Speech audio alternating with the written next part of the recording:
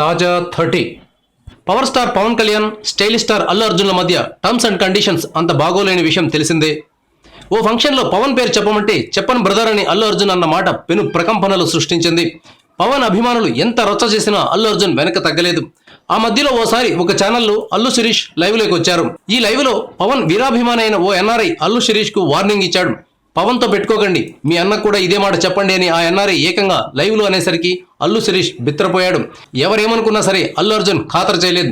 పవన్ వల్ల తాను ఎదగలేదని, చిరంజీవి వల్లే తాను స్టార్ను అయ్యానని ఆయన బలంగా నమ్ముతున్నారు.